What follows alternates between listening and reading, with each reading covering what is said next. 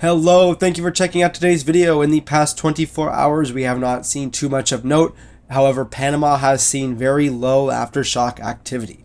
Starting over in Texas on the New Mexico border, we did see a magnitude 3.7 today at 20 UTC. This was also just about 37 minutes ago.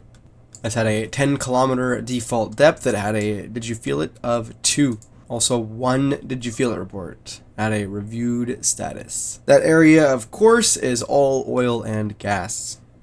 Zooming into the area here, every one of these little white pads is a piece of equipment or it has to do with oil and gas. Quick look at this area for the past 30 days. It has seen 181 earthquakes. Now, there are quite a few seismic stations in the area. Of course, I was able to pull up just one station. This station is PB09 on the Texas network, and we can see the signature of that earthquake, that blue spike there. Alright, so much south of Juneau, Alaska, or near Prince Rupert, Canada, there was a magnitude 3.8. This was today at 0540 UTC. For the past 30 days, just north of this quake, there was a magnitude 4.1 on the 10th of this month. Now, interestingly, apparently Canada will be on the shake alert system soon. So here are some seismographs near Prince Rupert, Canada. And we can see the signature of that earthquake. It is that yellow gold color.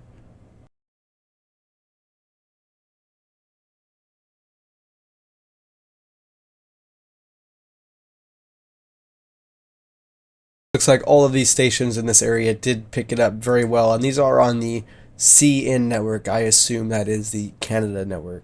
So just real quick, interestingly, I did notice this magnitude 2.8 here in western Alaska. This was near Teller, Alaska. For the past 30 days and so on, this area doesn't normally see earthquakes. However, it does look like there are 2 other earthquakes here for the past 30 days. Those 2 other earthquakes were on the 11th of this month, a 2.8 and a 1.7.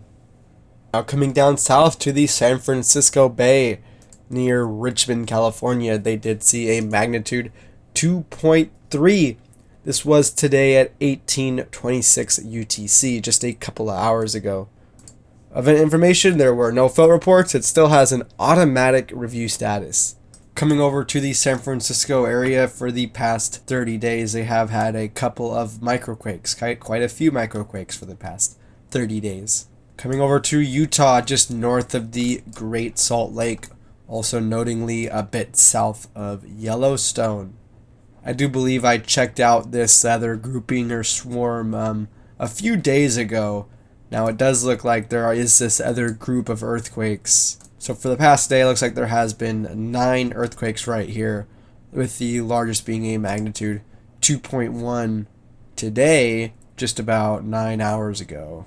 Taking a look at Yellowstone, it looks like there was a small magnitude 0.4 in the middle of Yellowstone Lake. Otherwise, activity near Yellowstone does not seem to have been picking up too much. With that, I will load a few seismometers in the Yellowstone area. I'm going to try to pull up the EH1 channel. Looks like we have had a couple stations load over here near Yellowstone Lake.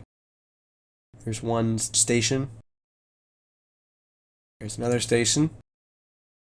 And another. And another. Now, these are the EH1 channel at Yellowstone, so I would expect more activity to be picked up overall, but I'm not sure.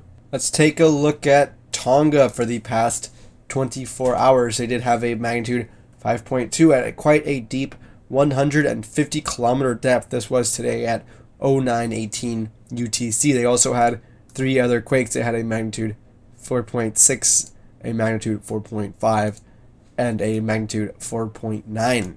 Now, interestingly, check out the spacing on these quakes. They look almost like the same amount of spacing between all 4 of these quakes. Coming west of Tonga, it looks like there was a magnitude 4.5 in Myanmar. This earthquake also had 3 fault reports.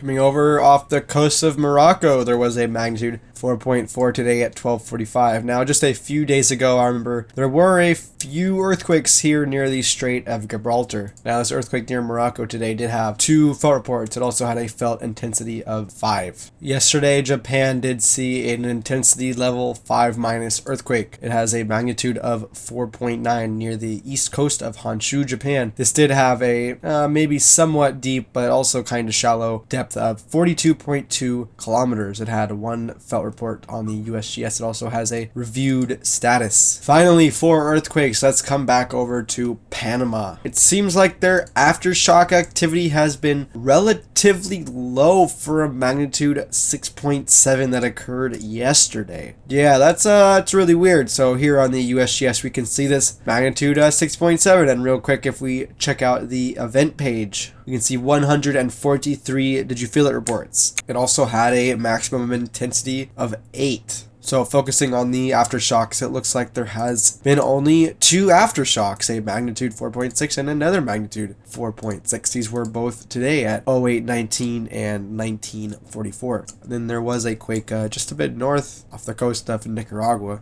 So let's come down to Panama to check out the seismic stations. I remember yesterday, and we can see right here, there are way more stations in Costa Rica than Panama. So we will most likely be trying to get data out of Costa Rica. Let's try to pull up the HHZ channel. So here's the HHZ channel on one station on the network TC, and the station TRT2HHZ. Now, there isn't too much activity that is being picked up by this station. Here's one a bit south of that one. There is a lot of noise on this station. However, there does appear to be a couple of signatures of possible seismic activity. Here's one more west of that station. This has a lot more noise on it, but it's definitely picking up something. Coming real quick back to the USGS event page, there is no summary. They usually have a like a fault definition or a couple paragraphs for large earthquakes explaining what exactly happened for that earthquake, but they do not have one for this earthquake. Now here's a magnitude 5.6. This happened on October 5th. This was in northwestern Iran. If we go to the event page for this earthquake, we can see it did have a tectonic summary. Now this was a magnitude of 5.6 compared to our 6.7 near Panama. So it is very interesting that we do not get a tectonic summary. Let's come over to the NHC. They are tracking a new system in the Atlantic. It currently has a 10% chance of forming a cyclone in the next 48 hours. So just a kind of summary for their forecast down here. They basically say this system is just kind of gaining steam, and it will be quickly traveling westward. Still on the NHC in the Eastern Pacific, taking a look at Roslyn. I'll just read their whole summary here. For the Eastern North Pacific, east of 140 degrees west longitude active systems, the National Hurricane Center is issuing advisories on Tropical Storm Roslyn, located a couple of 100 miles off the southwestern coast of Mexico. Tropical cyclone formation is not expected during the next 5 days.